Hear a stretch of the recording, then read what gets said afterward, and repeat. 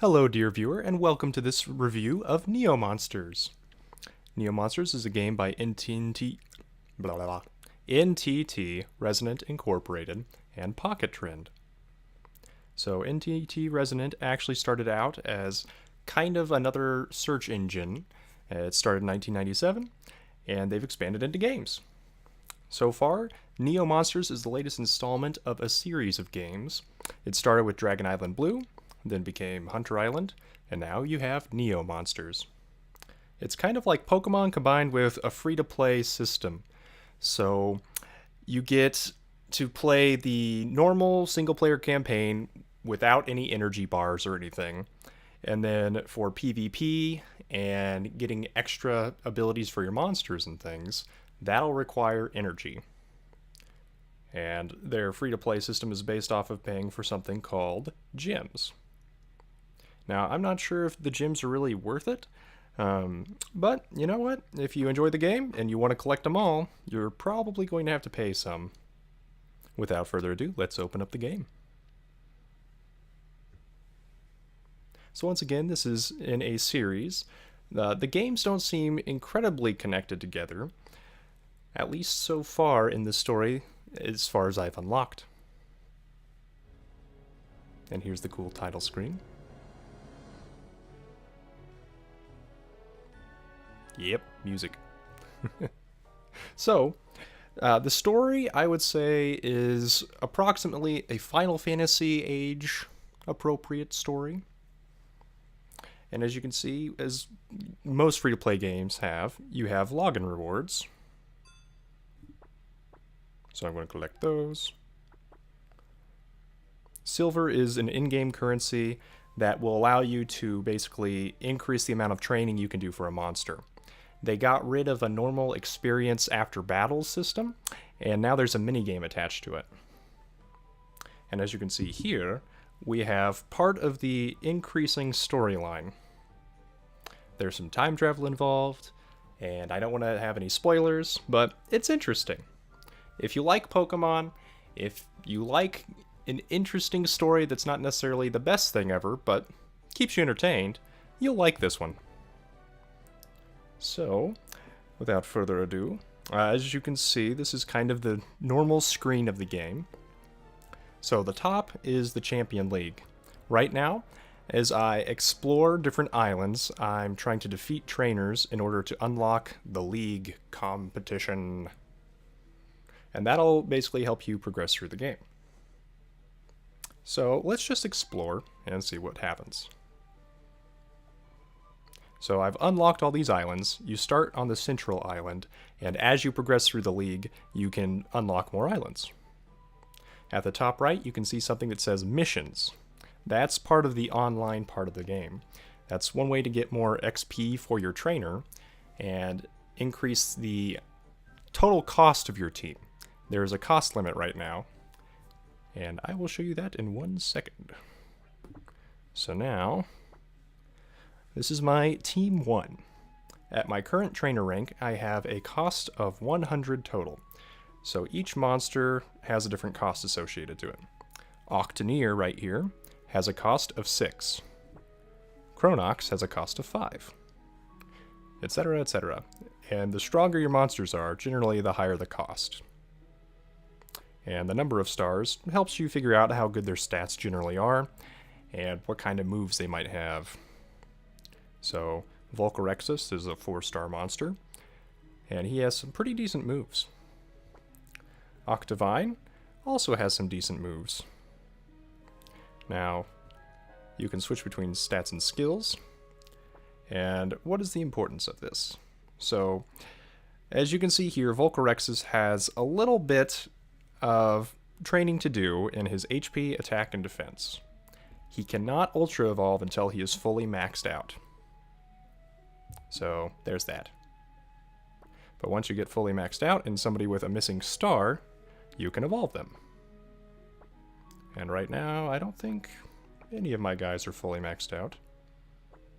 Nope. So, I am wrong.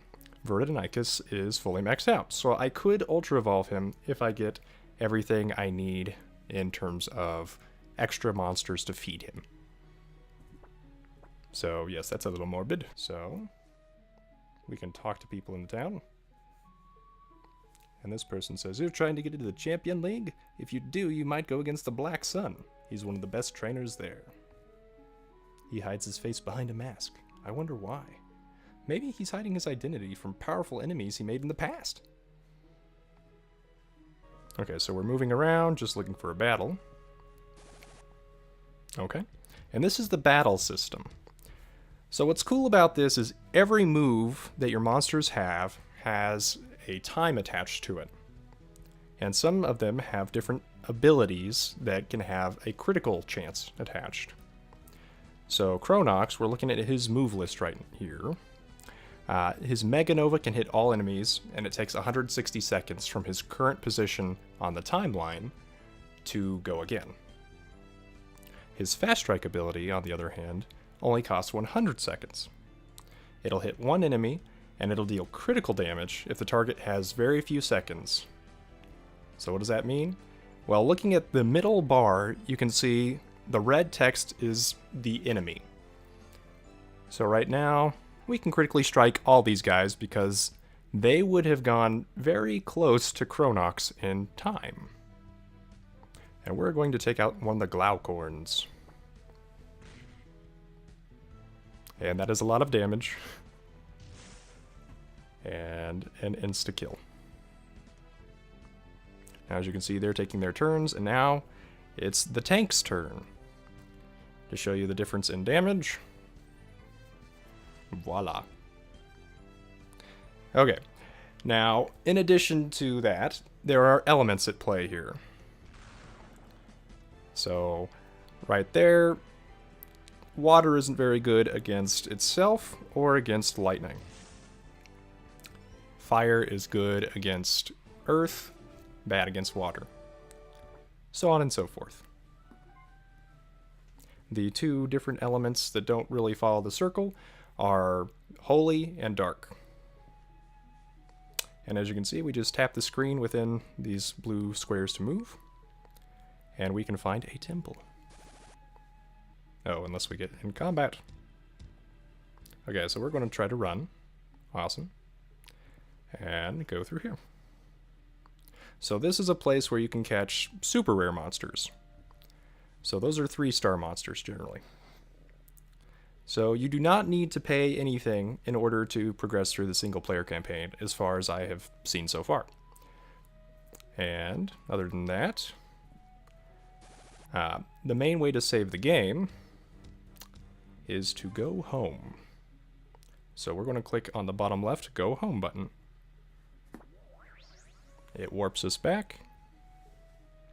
It'll heal all of our monsters, save from where we last entered a town, and warp us back there if we click Explore again.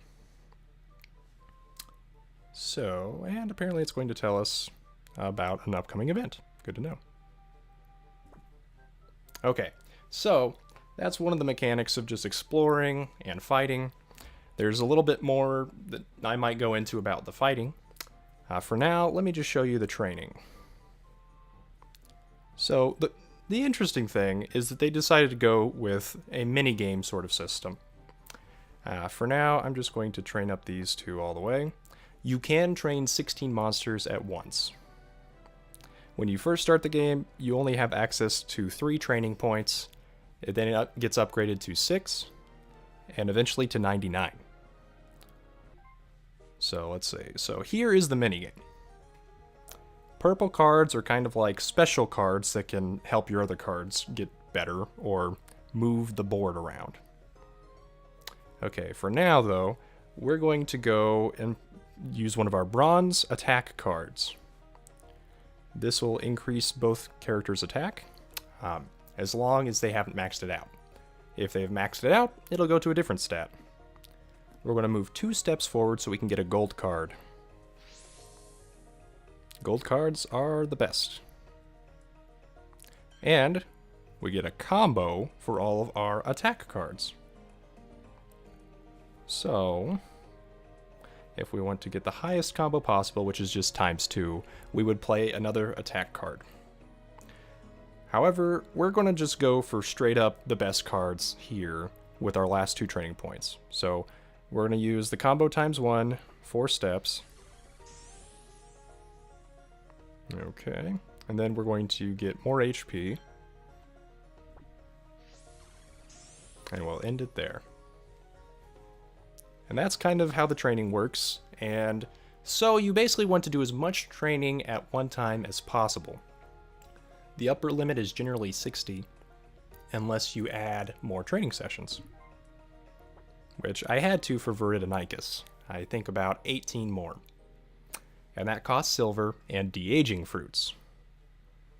To show you what I mean, add training sessions. Basically, I will feed Chronox. Let's give him 10 more sessions. No. Nah, just 3. So that costs 5,000 silver to add 3 sessions. And now I only have 3 more of those fruits left. And I can train him 3 times. Yay. On the bright side, it is a pretty decent way of training a lot of monsters quickly. It just adds some more steps that I don't necessarily like as much, but it is interesting. So I give them that. Here's the Ultra Evolution page.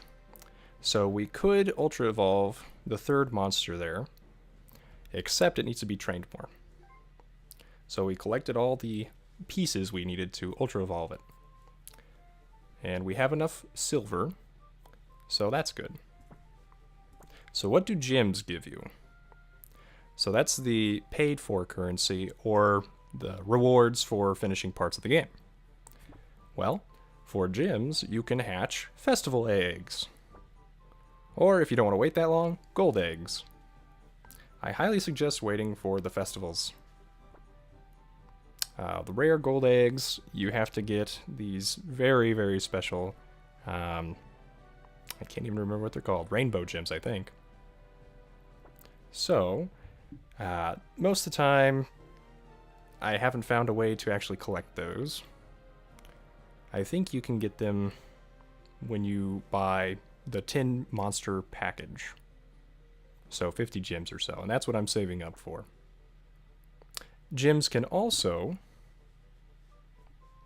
so this is nice of the game. If you haven't changed your team after training, then it will bring up Randolph, your friend, to warn you. And he's right. Nothing is more embarrassing than bringing the wrong team. I've done it, and it's terrible. That was the one time I lost in the story campaign. I actually brought my Team 3 training team. But this is the right team. This is what we wanted. The basic gist here is you build your team around having combos, and as you lose monsters, other monsters will reinforce your team. So that's pretty cool. And it means you have more combos available, with poison, sleep, stuns. So I really like that. And that kind of started with Dragon Island Blue. And in Dragon Island Blue, you could actually keep on adding slots to your team as you played. So, what are tickets and these keys at the top of the screen? Well, tickets are the energy, basically. Right now, I've unlocked the ability to use 28 tickets at once. Now, some of these things, as you see, have padlocks. So I would have to use a key on that to unlock it. Keys would recharge in about 24 hours for the silver keys, and longer than that for the gold keys. So use them wisely. The nice thing is, you do get a ton of experience for your trainer when you do these Ultra Evolve quests. So this is one of the fastest ways of getting XP at the beginning. Other than that, you can also do side quests. So I'll pull back the online menu. These side quests have various missions and things. The trainer's dojo was really good at the beginning of the game for just collecting quick XP. And it teaches you a little bit about the mechanics. Side missions are just that, side missions. And you can get a gem for beating an entire quest line. It also gives you some more character development for some of the side characters in the game. Story missions are places where you can go back in time or forward in time and learn some more about the story. And your uncle. I don't want to reveal more than that. Let's see. So special events are things they constantly change. And as you can see, 2 of these are just preparing. So they had a really fun gauntlet draft type challenge before. And I really enjoyed that. I hope they bring it back. So, you can also do PvP with that middle button. This is where you use your own team.